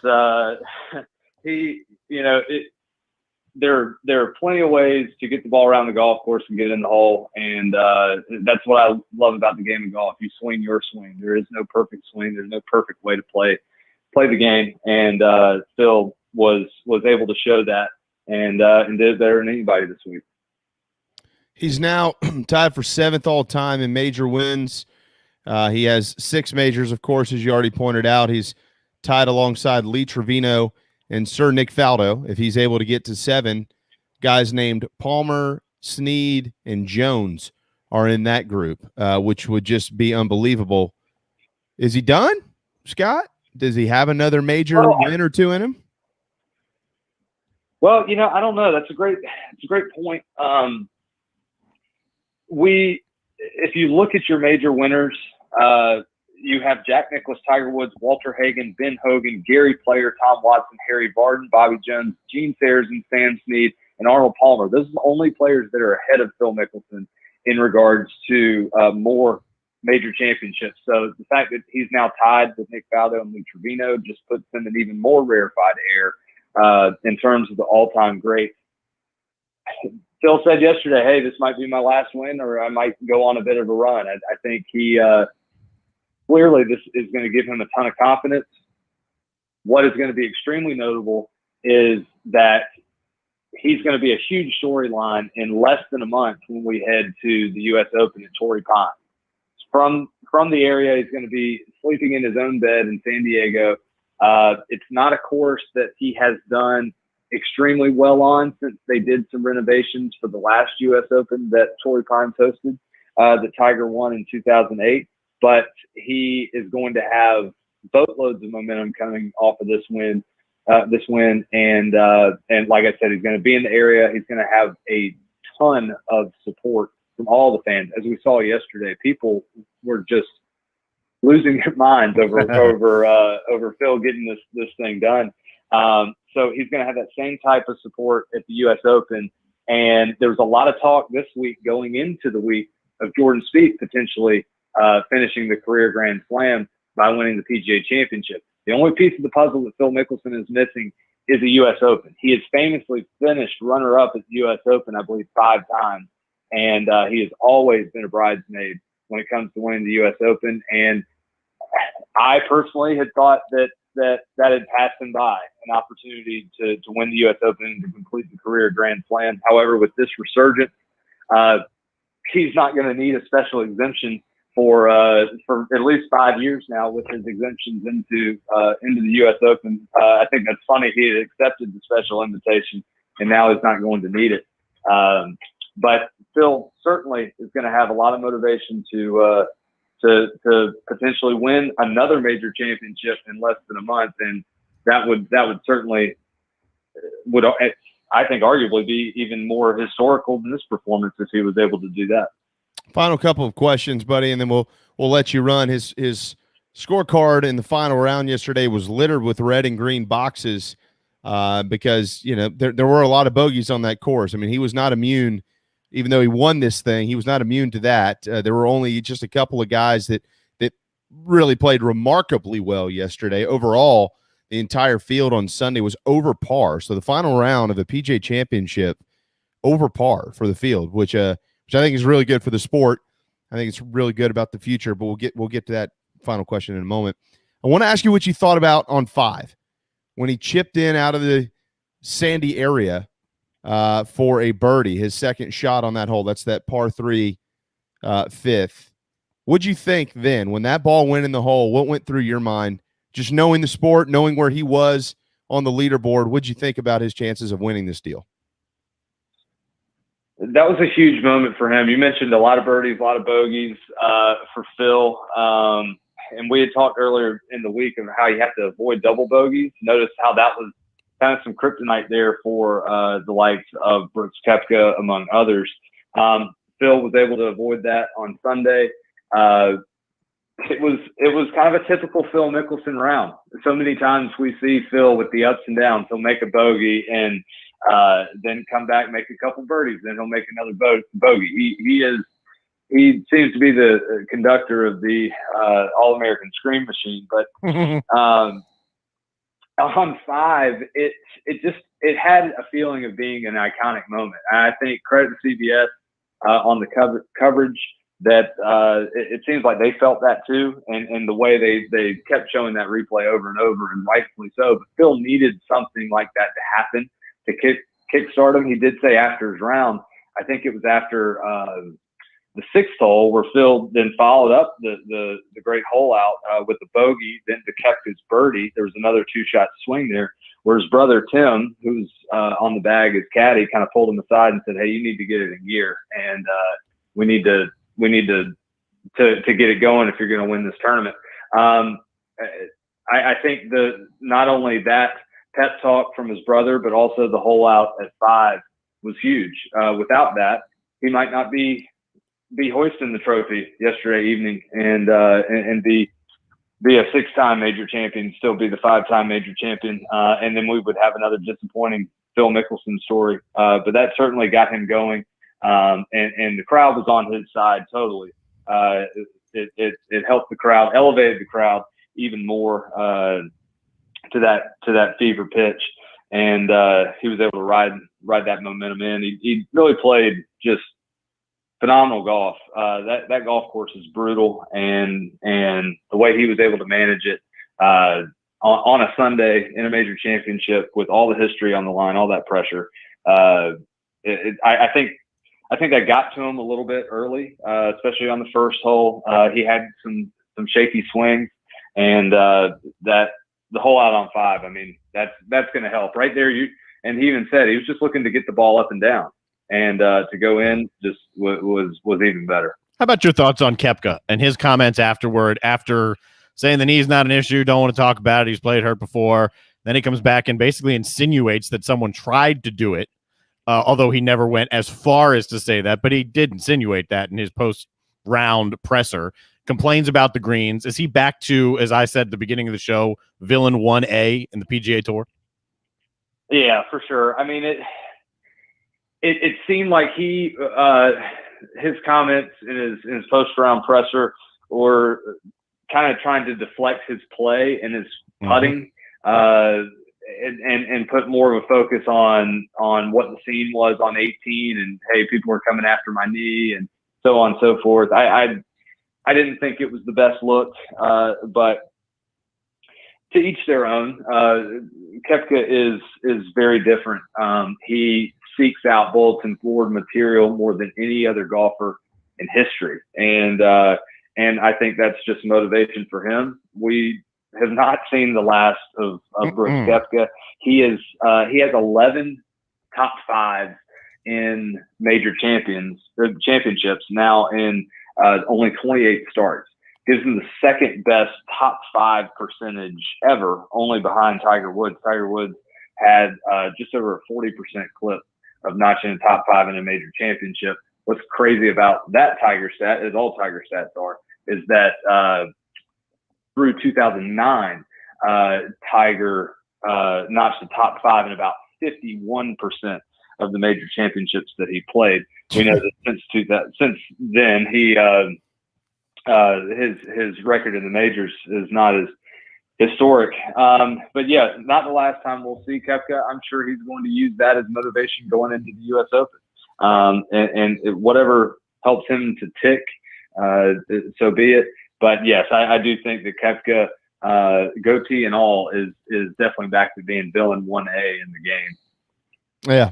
I mean, I was really hoping for those two in the final pairing, and luckily we got it just because they're two of the bigger, better names in the sport. And we all know, like y'all just mentioned, I mean, Brooks Koepka knows how to play in majors. That's why I actually thought he would play really well this week. I thought it was kind of Tiger-esque leading into the 2019 Masters. He's been kind of gearing up to get going in a major somewhere, and I thought this would be it, and it was. I mean, he played overall pretty well, but Phil Mickelson won it. Let me ask you this real quick, Scott. The next month is really, really unique and really neat in golf. Obviously, because the U.S. Open comes up on June the 17th out in La Jolla, California, and the Memorial is just a couple of weeks away. We do have the Charles Schwab coming up, but they're going to be right back here in the Palmetto State in 3 weeks, June 10th through the 13th, out in Ridgeland at Congaree Golf Club. Do we see Phil Mickelson in that tournament before the U.S. Open? No, I highly doubt that. I think he even said he is going to play this week at Colonial, which is a classic stop on the PGA Tour. I always love watching Colonial, former home of Ben Hogan.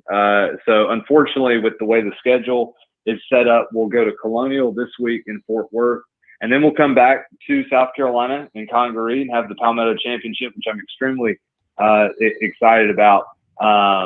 But that is going to be the week, we're going to the Memorial after Colonial. So we'll go Colonial this week, Memorial next week, which we will see all the big names at Memorial. And then we'll have the Palmetto Championship at Congaree and then the U.S. Open. Unfortunately, the Palmetto Championship is the week before the U.S. Open, which there are some guys that like to play the week before. There's some guys that don't. What's going to hurt in terms of maybe getting some of the bigger names is that they'll be playing in Ridgeland, where then the U.S. Open the following week is going to be in San Diego. So If you finished up on Sunday, you'd have to fly cross country to then start your preparation for the U.S. Open. So there might be some guys that might not necessarily want to do that, to play 4 days in an event and then fly cross country and then start preparations for a major. We do know that Dustin Johnson is committed. I'm sure we'll see some other players start to make commitments, and it's going to be a showcase of a tremendous golf course that is not well known, even locally. A lot of people locally don't know about it, especially nationally.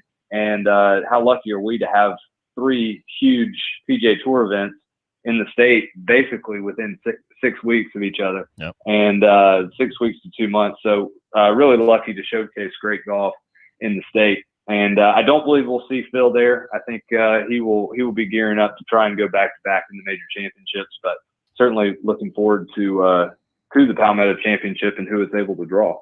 Okay, you just mentioned it, and I'll leave it on this. 3 tournaments here in a month and a half, couple months span. You're the golf pro at Stono Ferry here in the Low Country, where many folks, when they come to town, they play Stono Ferry. It's one of the best golf courses we have to offer in the entire state of South Carolina. What is this doing for the Low Country? Darren has been often in this segment putting this image up that was taken by the Goodyear blimp, which is a remarkable scene yesterday on 18 when Phil was finishing his round. But as both of you has pointed out, it was unbelievable coverage all week. ESPN and CBS, the aerial views, every word that was ever spoken about our neck of the woods was really remarkably positive. And not that it shouldn't be, but it just seemed different. People were gushing about Charleston and Kiowa and the Low Country, Nance amongst others, one of the biggest names in sports. Wow. Just astonished with everything around here. What's this doing for us, Scott? What do you see and hear when you're out at Stono Ferry? Do you ever meet somebody who's teeing it up? Yeah, I came here because I watched golf on TV and thought, man, this seems like a pretty neat place. I mean, what is the future of not just golf, but I don't know, tourism in the Low Country because of these unbelievable golf events? Yeah, I think I don't know if it can really be measured. I know that we saw in 2012 we saw an influx of people coming into Kiowa, to the Low Country. I mean, gosh, we've seen it in the Charleston area for quite a while now, and this is only going to expand that. We get people all the time that come and visit, whether they're staying on Kiowa or just staying in the area, and they research golf courses to play in the area. We've talked about how Stono Ferry was ranked by Golf Week as one of the best places to play in the state of South Carolina, and second in the Low Country, only behind the Ocean Course. So there are definitely a lot of people that come through and have seen the Low Country featured, whether it's through the PGA Championship at the Ocean Course or whether it's through the Heritage. And then, the upcoming Palmetto Championship is going to get even more coverage. And it's great for the area. It's great for the commerce of the area, not only for golf, but for local restaurants and businesses. And I think it's just awesome. And I think that that more golf needs to be in South Carolina, not only in the Low Country. This state is filled with great golf courses. This state's filled with great golfers. We can every week on the PGA Tour, we can run through, and there are so many guys that have a connection to South Carolina, whether it's collegiately or whether growing up here. And so this is a great state for golf, and maybe on a national level, it's finally getting out there. I mean, I've known it for quite a long time, my entire life, but I think it's just going to continue to grow the state and to grow the game within the state, and especially here in the Charleston area. And I'm just ecstatic about that.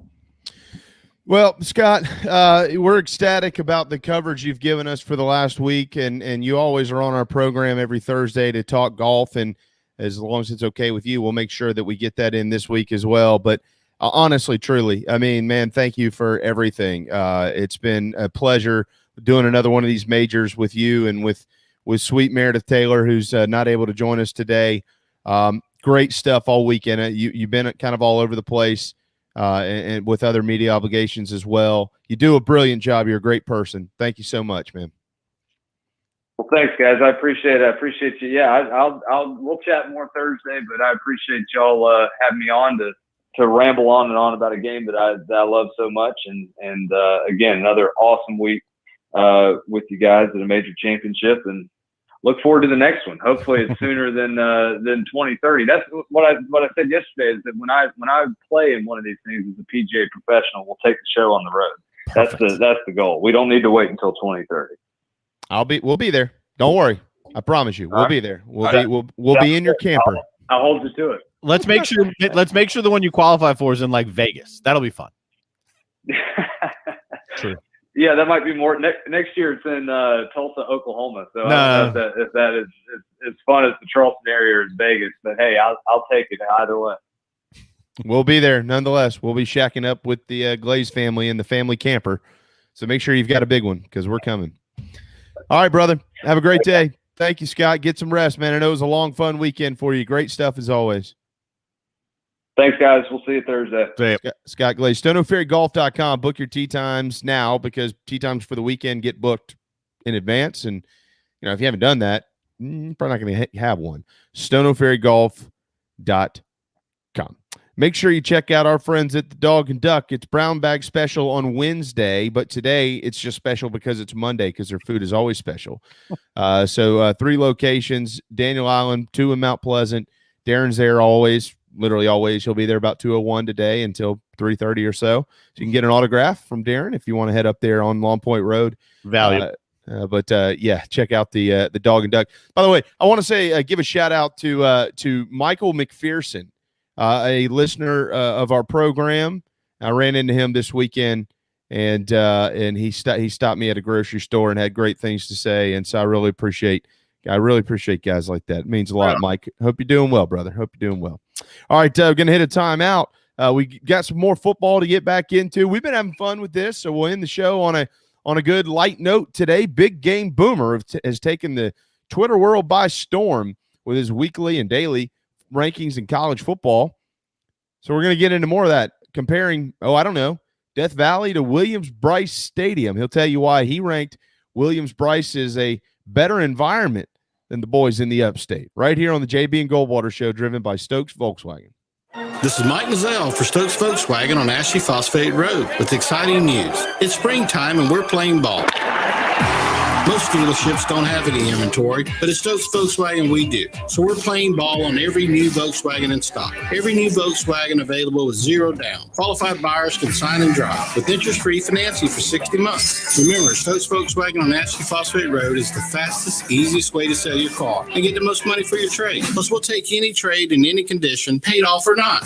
Is your credit in a slump? Strike 2! If you've got $500 down and you make at least $2,000 per month, our lenders can get you approved. So if you want to strike out, that's okay. But if you want to hit a home run and save on a new Volkswagen, come to us today at Stokes Volkswagen on Ashley Phosphate Road or StokesVW.com. $1,666 per month per $1,000 borrowed for 60 months at 0% APR with 0 down. Plus tax tag. Includes $499.50 administration fee. Subject to DCI credit approval. Expires month end. Peace and love at Stokes VW.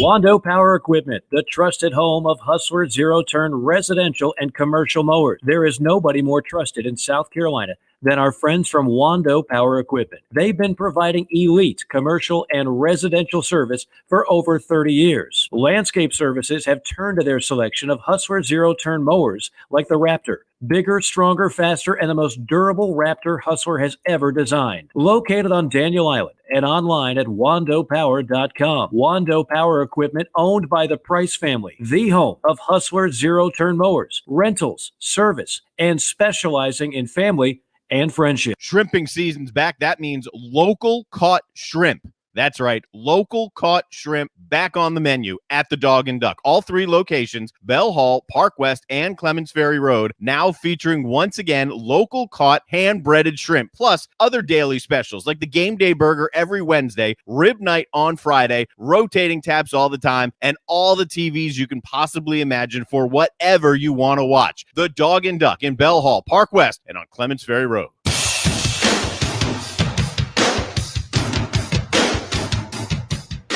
You were listening to the JB and Goldwater Show, live, loud, and online.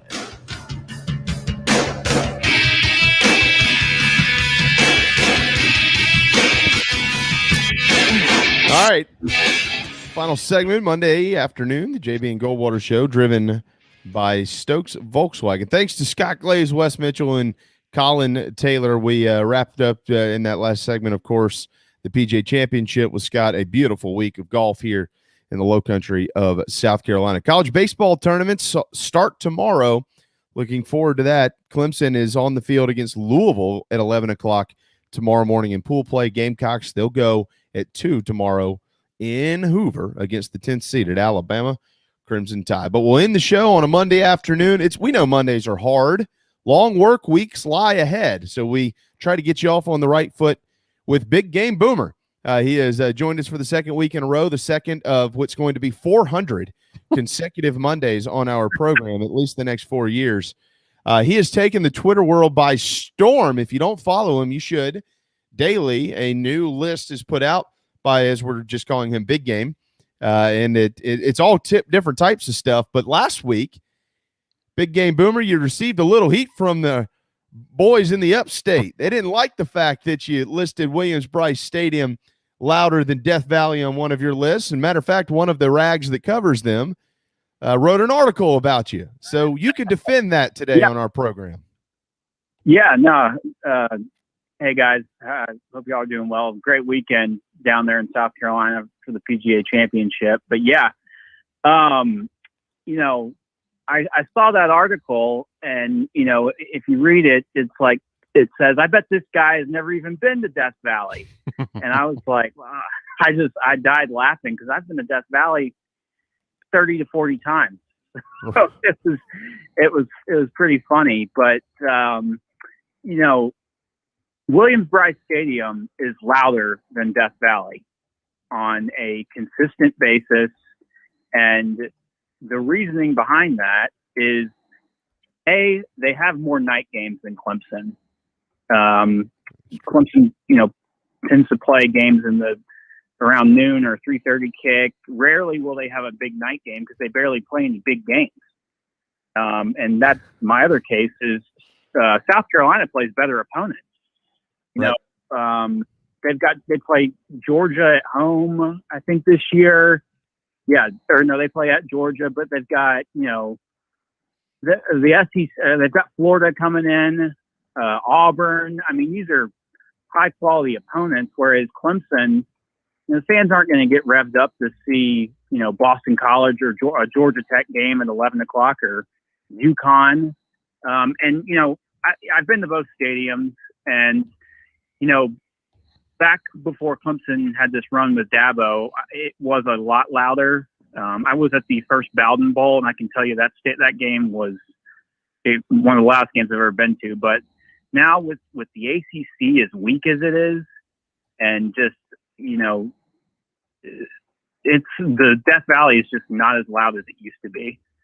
And when, you know, Carolina, when they do that sandstorm before the kickoff, I mean, that atmosphere is absolutely lit. And I don't think it Clemson comes close to it. All right, let's recap your list here. Okay. All right. So you've got LSU at 1, and there you go. It's up on the screen. So folks watching can see it. Folks listening, I'll read it to you. LSU at 1, Penn State at 2, that's Beaver Stadium. Autzen at 3, the home of Oregon. Ben Hill Griffin at 4, Florida, the Swamp. Kyle Field at 5, the Horseshoe at 6, the home of Ohio State. Neyland is at 7, that's Tennessee. Williams-Brice at 8. Auburn's Jordan-Hare Stadium at 9. Vautech at 10. Camp Randall and Wisconsin at 11. And then Clemson Memorial Stadium, Death Valley, you've got them right there at number 12. But, of course, the article that was written by this group that covers Clemson was only basically comparing it, unless I totally missed something, to South Carolina, basically, right? So yeah, their problem is they just weren't better than South Carolina in a list made up by you, and so they had to write an article about it. They got to beat the Gamecocks and everything, even loudest ballparks. Yeah, and it's just, you know, they compared it to, they were just mad about not being ahead of South Carolina. And as a fan of neither school, I can say that Williams-Brice Stadium is louder than Death Valley. Well, I mean, here's the funny thing about this. It's not like if you're wrong, big game, it's not like it's going to affect something major in the world. You know, like this is just your opinion, something that you have fun with. And then somebody had to go write a column about it because, oh no, you're wrong, bud. Your opinion is crap. You know, I just, I love it. But there is some truth to Carolina. I mean, they play bigger games at home than Clemson. I mean, it's true. The last big Clemson game I can think of was it that Notre Dame game during the hurricane. That game, I remember they had a big night game against Louisville with Lamar Jackson. But I mean, nobody gets hyped up to see Syracuse or Pitt, you know, come into the upstate and play a game. I mean, I think the weakness of the ACC has a lot to do with the crowd getting energized, because you know how big games are with the crowd, and you know, everyone gets excited for it. And also the fans are also I feel like they're kind of complacent now. They come in expecting to win. Whereas, you know, when I was going to Clemson games in the early 2000s, I didn't think Clemson had a chance to, you know, beat Miami or Florida State. So, well, but you make a good point there. I mean, you've got Alabama at 19 on the list, Bryant Denny. I would venture a guess that you know, I've been to Bryant Denny. I've been to Bryant Denny 3 times, and there is some complacency down there. I went to Bryant Denny as a fan of South Carolina, and it was nowhere near the environment that it would be if LSU was walking through that door, top 5 national team or something. So I think you've got a point. It's the same thing with OU. I'm guilty of leaving as a student. I'm guilty of leaving at halftime when we're up by 40 against Kansas. So, you know, I think that has a lot that goes into it. I would also say this: when you let's look at the 2021 schedule for the Tigers in the Upstate. Again, I hope people understand this is not a hate on Clemson segment. We're literally. I'm going to help you, which you probably don't need the help, but I'm going to help you make a case against somebody that wrote an article about you, just because they disagreed. But this year's home schedule, I mean, there are some haymakers on this one for the Tigers. They better be careful. South Carolina State, Georgia Tech, Boston College, Florida State. So they haven't been good in a decade. UConn, well, that'll be a good one. They finally got their football program back, and Wake Forest. So, you know, there's some haymakers there, and I'm sure that they're going to need every 80,000, every one of those 80,000 to make sure they can squeak out against, you know, the Eagles or the Huskies. Yeah, I don't think one of those will be a night game. I just don't see it happening. They may do it maybe for Boston College game. I don't know, but yeah, you get my point. Well, I think personally that you make the point that you make is reasonable. You're not saying that they have a bad ballpark, because they don't. Death Valley is a neat place. They have great fans, but every year in Columbia you have always one, but generally more than that, maybe 2 or 3 top 10, top 15 programs coming into town. I mean, obviously you can add Clemson onto that list, but in the SEC, it's the opportunity is there to have better opponents walk into your ballpark more consistently. Yeah, and that generates enthusiasm for the fans, and you know that equates to a louder stadium. Yeah, I agree. Big game boomer at 1:49 on this Monday afternoon. Again, I disagree with what you said about Florida at number 4. I respectfully disagree, because I've been to the Swamp. And now I've never been to Kyle Field, and I've never been to the Horseshoe, but I felt like Neyland Stadium was louder than the Swamp. But I haven't been there consistently either. So I would actually have Florida lower. I don't know that I'd have Tennessee all the way up at 4, but I'd actually have Ben Hill Griffin a little bit down the list. But I don't need to write a column about it. It's not a big deal. It's no sweat off my back that we disagree on this. Yeah. I mean, we're splitting hairs with some of those schools. The good thing is, I mean, if people are writing articles about you, your brand is growing, and That's they're right. helping you grow your brand by throwing that stuff out there. It's all good news. It seems like the Clemson writers are the ones that really have an issue with what I'm putting out there, because I made a list about best wide receivers, and I ranked Justin Ross at number 50, and I got an article about that, kind of saying this guy doesn't know what he's talking about, and Ross retweeted it, and I ranked him at 50 because he's coming off a major spinal injury where I hope the guy can play, and but it's a big kind of question mark. But yeah, they got really mad about that. Well, I'm never mind. I'm not going to go down the road I was going to go down. There's plenty of people in this state that understand how some of the quote media works with that group in the upstate. It's when you have guys who cover the program clapping in the press box when things happen. Yeah, that's not a good look, is it, Darren? You've been in a lot of press boxes. It's only the less credible ones. There's tons of very much credible media that's covering the Tigers. It's only a absolutely smattering of small group. No, you know who I'm talking about. I'm not hitting on all those big guys that we know so well. The Lawton Swans of the world and the Matt Connolly. Those guys are great, right? But there are some that are, they're interesting. All right, now I look here, big game. We got a problem. Because I was reading, I got to pull this up here, so forgive me while I look off screen for a second. I was reading your best Mexican restaurant in every Power 5 college town list. And I know that there was a thread going about this the other day. I can't remember who it was. I think maybe McGranahan and Whittle with the Big Spur. I got in on it. So I'm still an Eric San Jose guy. They disagree. You got a lot of disagreement on Cantina 76 in Columbia. So how do you defend that? Well, I mean, so I talked to a couple students that got their opinion, and they both said Cantina was the spot for students. So that's kind of what I based that decision off of. Okay. What would you say is the best Mexican restaurant in Columbia? I mean, you obviously got a lot of options.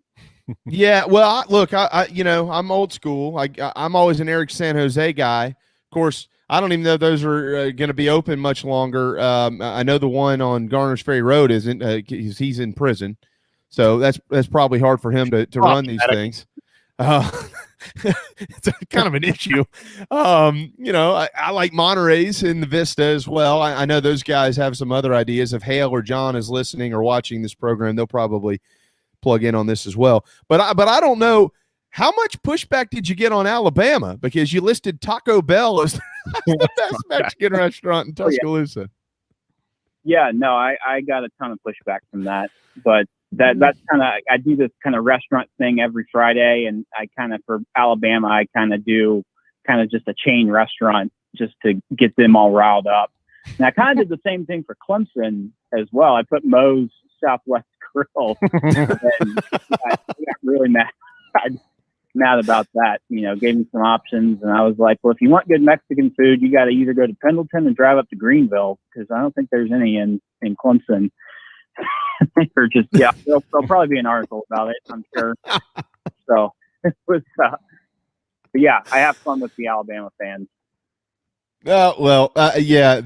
So all the food joints you've listed for Bama thus far, give those to me, because didn't you say their favorite pizza was also Chuck E. Cheese?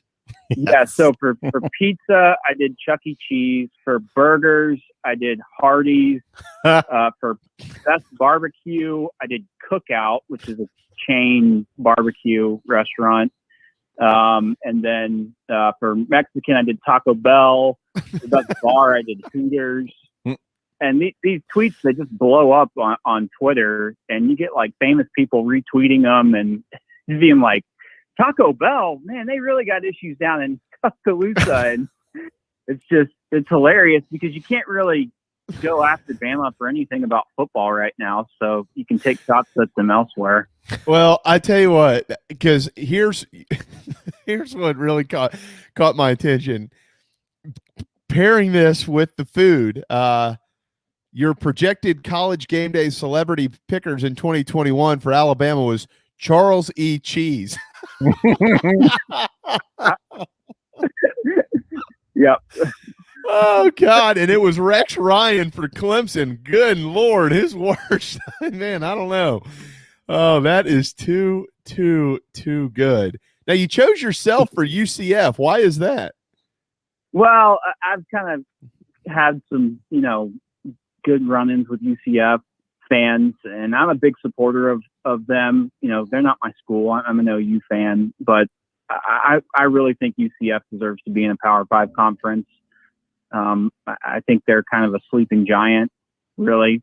I think they're kind of like Miami of the 80s. Just people are scared. People won't play them like Miami was able to play people. And so I'm a fan. I'm a supporter of them. I want to see them do well and get into a Power 5 conference, because I think of any group of 5 school, they're the most deserving. Love to see them in the Big 12. Yeah, you know what? And they might be headed that way at some point in time. And I'm with you. Wouldn't you agree, Darren? UCF's going to be a Power 5 program at some point, but they will not be in the ACC or the SEC. No, if there's realignment, then they will find themselves somewhere, I think. But there will be pushback from the conference when the team's in it, because they know they're going to bring in, like he just said, a sleeping giant. Yeah. I've thought, that adding for the Big 12, adding Miami and UCF would be a good combo. I think that would be interesting. Yeah, to have 2 Florida schools in the Big 12. All right, what is this Friday's food list with Big Game Boomer? I don't know.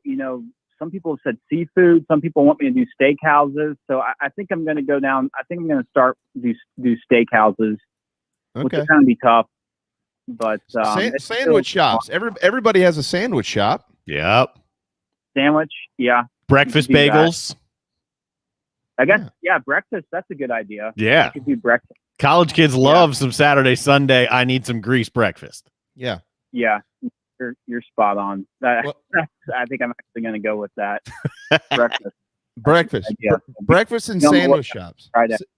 You got to. Everybody looks for a good sandwich when you're on a road trip, man. Mm-hmm. Yep. All right. Well, it's great to have you again. This is fun. By the way, a guy that we just tweeted back to, David Shelton, is one of the great writers in this state who covers high school sports in Charleston Southern. We have some fun often with him on Twitter, so you'll probably see that in a minute. He's not a keyboard warrior. He just likes to goof off with everybody. So when you see that, you'll know. All right, that sounds good to me. We're going to do it. Well, we won't do it next Monday. It's Memorial Day, so have a great Memorial Day weekend, brother. And we'll talk to you in the month of June. We're inching towards football, man. You keep it fun for us on Monday afternoons around here. Yep, absolutely. Thanks for having me on. Y'all have a great Memorial Day weekend. You too, yes, man. Sir. You too. There you go. On Twitter at Big Game Boomer. These lists are certainly a lot of fun. Speaking of sandwich shops, how about DB's Cheesesteaks? They got great sandwiches. Ooh, that sounds good today, actually. It does. DB'sCheesesteaks.com for their entire menu. Don't forget the boardwalk fries. DB's Cheesesteaks. All right, Big Game Boomer, Scott Glaze, Wes Mitchell, Collyn Taylor. Thanks so much to all those fine gentlemen for jumping on the air with us. College baseball's conference tournaments begin tomorrow. Both Clemson and Carolina will be on the field. Keep you updated once we get on from the morning rounds. We'll be done at 2:00. Mike Morgan joins us tomorrow on plenty of postseason. We got Gene Sapkoff as well, and we're looking to add another surprise or two for you as college baseball's postseason heads our way. We had a lot of football in here today, though. That was fun. We did. I hope everybody enjoyed the coverage of the PGA Championship. Really, really great stuff. What a great weekend in South Carolina. Have a marvelous Monday afternoon. Thanks to Darren. Thank you. See you tomorrow at noon right here on the JB and Goldwater Show, driven by Stokes Volkswagen.